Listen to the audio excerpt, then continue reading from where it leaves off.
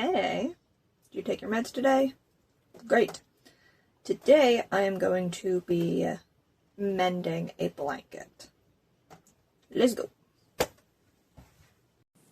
First of all, I want to apologize that the lighting and the framing aren't very good. I usually film in the office when I'm using my sewing machine, but I was hand sewing this project, so I was filming in the bedroom. And in our house, we try to fix things if we can instead of throwing them out or replacing them. Today I am sewing up this hole in this blanket because it went through the wash and the seam ripped open.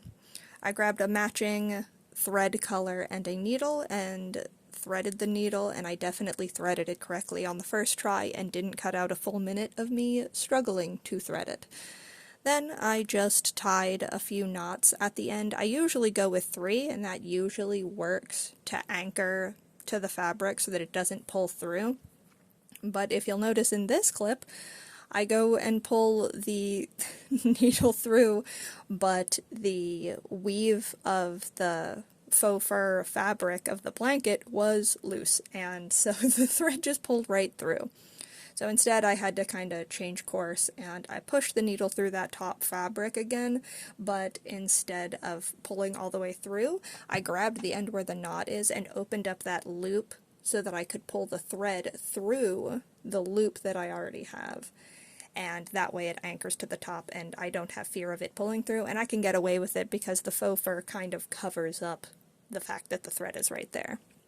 And then I just proceeded to do a simple ladder stitch in which you pick up a small amount of the bottom fabric along the seam that you're trying to close, then you flip over and do the same thing on the top, picking up just a little bit of that fabric, and you alternate back and forth on the top and bottom fabrics.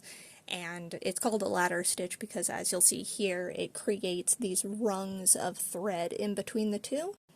And to finish a ladder stitch, you just pull the end of the thread where the needle is, and that'll shorten the rungs and close the seam together so that you can't really see the thread anymore.